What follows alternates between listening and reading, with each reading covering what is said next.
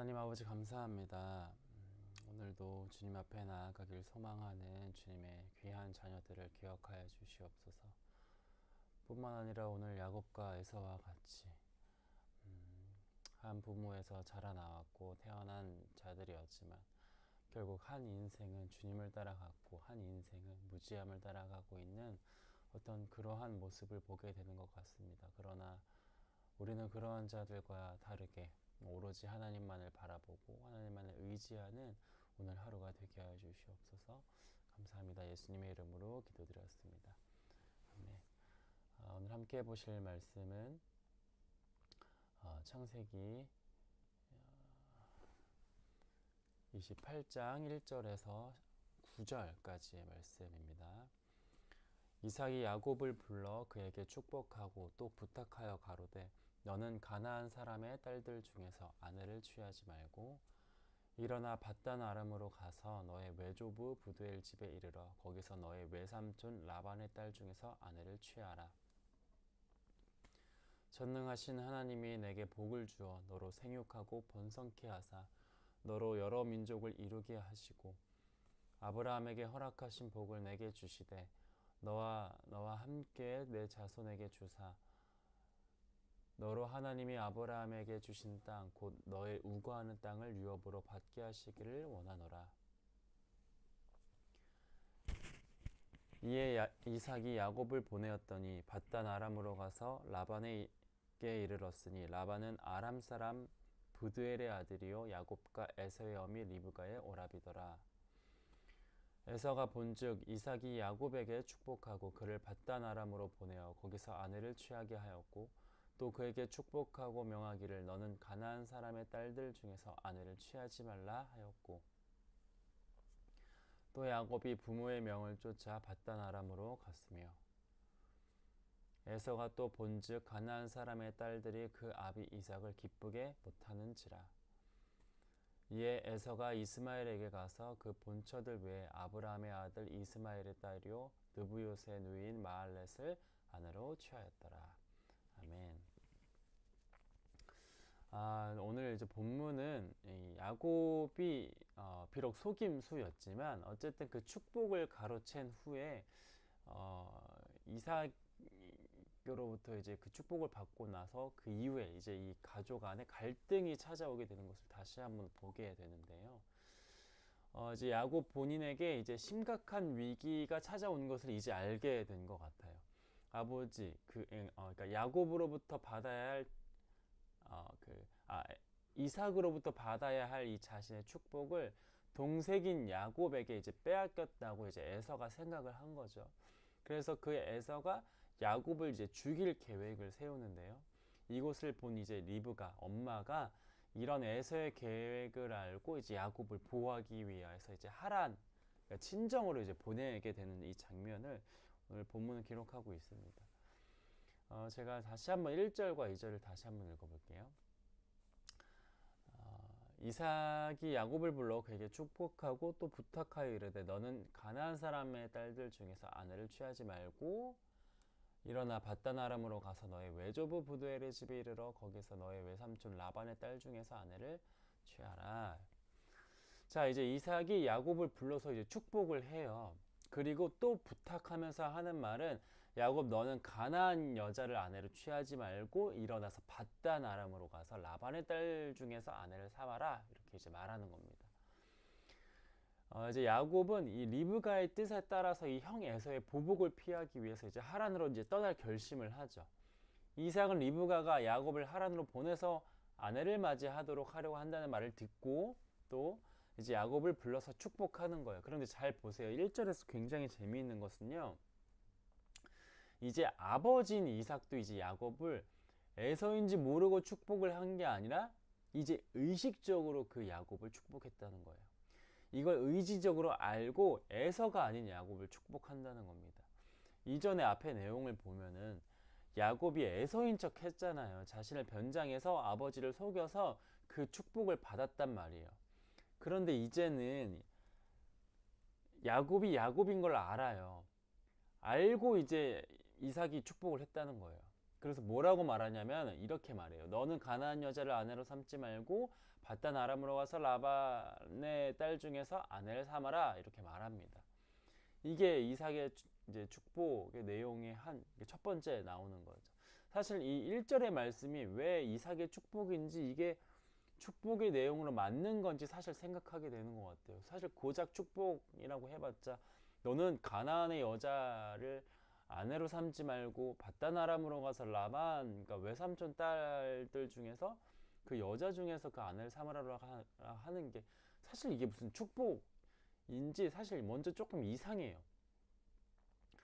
먼저 여기에서 이게 왜 축복인지 가나안의 딸이 어떤 의미를 가지고 있는지 우리가 좀 알 필요가 있는데요.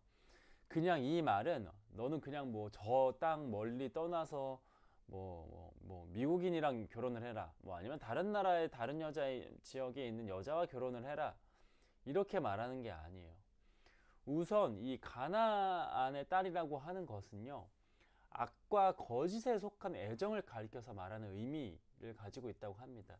그러니까 가나안의 딸은 너가 이제 축복을 받았고 그러한 삶을 살기 위해서는 악한 어떤 문제를 두지 말고 정결하고 깨끗한 가정을 이루고 살아야 된다라는 영적인 의미를 지금 가지고 있는 거예요.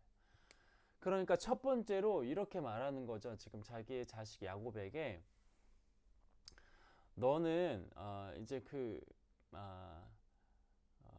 악한 길로 들어서지 말고 정결하고 깨끗한 가정을 이루기를 살아야 된다. 이것이 첫 번째 내용이라는 겁니다. 올바르고 깨끗해서 그것을 유지하고 뭐 악과 거짓된 생각들을 하지 말고 그것을 막고 가나안의 딸 그러니까 그 악한 어떤 그런 가정을 삼지 말고 바단 아람으로 가서 라반의 딸들 중에서 그 아내를 삼으라는 거예요. 이걸 첫 번째로 지금 이삭은 말하고 있는 겁니다. 물론 이삭이 이후에 에서가 이제 야곱을 죽이려고 하는 것도 알고 뭐 그런 어떤 지키기 위해서 하란을 보내는 이유가 있기도 해요. 어쨌든 그런데 이 가나안 여인이라는 의미 자체만 봤을 때는 그 악하고 정결하지 못하고 그런 것들을 지금 애초에 지금 그것을 차단하고 어떤 그런 축복을 하고 있는 겁니다. 잘 살기를 지금 축복하고 있는 겁니다. 하란으로 가라고 한 리브가의 말을 듣고 그곳으로 가기로 한 그 결심을 한 그 야곱에게 이삭은 이렇게 말하는 거야. 엄마 말대로 해라. 그 아내를 찾아서 떠나라. 그러니까 두 가지 의미가 있는 거죠. 그 야곱을 지키기 위해서인 것과 동시에 그 앞에서는 가나안 땅 여자가 아니라 멀리 있는 여인을 아내로 삼는 것으로 그 가정을 온전하고 축복된 어떤 그 가정으로서 악한 것과 멀리 구분지어서 살기를 원하는 마음으로 축복하고 있다는 거예요. 자, 그런데 이런 걸 보면 상황이 참 신기하게 흘러가는 것을 좀 보게 되는 것 같아요. 분명 이삭은 에서를 축복하려고 했잖아요, 처음에. 그런데 이제는 그 에서로부터 야곱을 지키기 위해서 축복하고 있는 것 동시에 바단 아람으로 도망가라고 지금 말하고 있는 거예요. 참 신기하죠, 상황이. 하나님의 인도하심도 사실 대부분의 모습도 이런 모습인 것 같아요. 때로는 어떠한 상황을 보면서 뭐가 뭐 이런 식으로 흘러가지 할 정도로 우리의 눈에는 뭔가 어설프고 앞뒤가 그렇게 막 잘 맞지도 않고 어색하게 흘러가는 것을 좀 경험할 때가 있는 것 같아요. 그래서 정말 이거 하나님이 원하시는 건가? 하나님의 뜻이 있다고 하긴 하는데 과연 이게 맞는 건가? 라는 생각이 들 정도로 일이 진행되거나 흘러갈 때가 있어요. 하나님의 일에 대해서 우리가 확신을 가져야 되잖아요, 여러분. 그래서 처음부터 이게 하나님의 뜻이구나. 이게 맞는 거지. 이대로 가는 거다. 결단해서 가는 게 맞는 거 같아요. 이렇게 돼야 되잖아요. 그렇게 하면 되는 건데 하나님의 일은 하나님의 인도하심은 우리가 생각하는 것과는 조금 다르게 상황이 흘러갈 때가 있다는 거예요. 마치 오늘 본문에서처럼 말이죠. 열심히 하나님의 일을 하는데 하나님의 사역을 하는데 이게 맞는 거지 라고 가야 되는 건데 오히려 대부분 실제로는 현실에서는 이게 맞는 건가? 이래도 되는 건가? 혹은 오늘 본문에서 말하는 것처럼 이삭처럼 처음에는 내가 이 에서에게 주려고 했는데 축복을 야곱에게 줬다. 내가 실수했다, 틀렸다, 잘못했다라고 생각했지만 후에는 깨닫게 되는 것 같아요. 이게 맞는 거구나. 내가 생각한 그 에서가 아니라 야곱에게 축복을 주는 것이 이게 맞는 거구나. 내가 맞다고 한 게 틀린 거고 내가 틀리다고 한 게 맞았던 거구나. 하나님이 이렇게 하시려고 한 것이구나. 이것을 깨닫게 된다는 거죠. 그래서 우리는 다시 한번 그 모든 상황을 보면서 이렇게 정리하게 되는 것 같아요. 하나님이 이 모든 것을 역사하시는 분이구나. 이것을 하나님이 계획하신 거구나. 이것을 보게 되는 것 아닙니까? 보세요. 지금 이삭은 처음에 그 에서가 장남이니까 그러니까 당연히 에서에게 축복을 하려고 했단 말이에요. 그런데 자신도 모르게 지금 야곱에게 지금 축복을 한 거예요. 그리고 후에는 이제 알게 된 거예요. 이삭조차도 에서가 아니라 야곱을 의지적으로 축복하고 있는 것을 하게 되었고, 그것이 하나님이 하게 하신 것이고 그게 맞다는 것을 다시 한번 지금 느끼게 된 거예요. 에서가 어떤 사람이었고 야곱이 뭐 어떤 사람이었고 인물이고 이걸 다 떠나서 하나님의 뜻이 그러한 것을 지금 발견하게 된 건 아닙니까? 하나님의 뜻은요, 여러분, 이 사람이 어떻게 대단하고 저 사람이 어떤지 하나님이 원하시는 것은 사실 거기에 있지 않습니다. 하나님이 뜻을 이루시고 원하시고자 하는 어떤 그런 상황과 뜻이 있다면 그것이 어떠한 사람이든지 간에 이루신다는 것을 우리는 보게 되는 것 아니에요. 저 사람은 대단하니까, 능력이 많은 사람이니까 하나님은 저런 사람을 사용하시는 거지. 아니면 반대로 저 사람은 능력도 없고 아무것도 아닌 거니까 하나님께 쓰임받지 못하는 거지 라고 생각할 때가 있지만 그러지 않다는 거예요. 우리의 능력과 우리의 자랑과 어떤 그런 게 하나님의 역사하심에 사용되는 것이 아니라 하나님의 역사하심은, 인도하심은 그냥 그저 하나님의 뜻에 있는 거예요. 하나님의 작정하심과 계획은 사람에게 있는 것이 아니라 하나님에게 있다는 거예요. 그래서 그 작정과 그 계획하심이 하나님께 있기 때문에 하나님이 인도하신다는 것을 우리는 보게 되는 거죠. 그리고 이삭도 이제는 그것을 알게 된 것 같아요. 본인은 에서를 원했지만 하나님께서는 야곱을 통해서 그 비전을 이루신다는 것을 이제 깨닫게 된 것 같습니다. 이제야 이 진행되는 일을 보면서 야곱에게 축복하는 것이 아니라 축복하는 것이 하나님의 뜻이었다는 것을 지금 이제 알게 된 것 같습니다. 자, 그렇게 이삭이 이제 축복을 하고 리브가가 야곱을 밧단 아람으로 이제 떠나 보내게 되는데 3절과 4절에서는 이 이삭이 어떻게 축복하는지 그 내용이 더 이제 자세하게 나오는 것 같아요. 이제 3절과 4절을 제가 다시 한번 읽어볼게요. 전능하신 하나님이 내게 복을 주어 너로 생육하고 번성케 하사 너로 여러 민족을 이루게 하시고 아브라함에게 허락하신 복을 내게 주시되 너와 함께 내 자손에게 주사 너로 하나님이 아브라함에게 주신 땅 곧 너의 우거하는 땅을 유업으로 받게 하시기를 원하노라.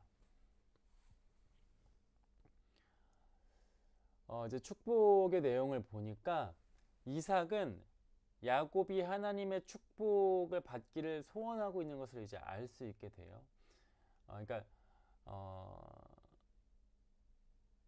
이제 야곱의 자손이 증가하고 충만하게 돼서 무수한 민족으로 발전하기를 지금 기원하고 있는 거예요.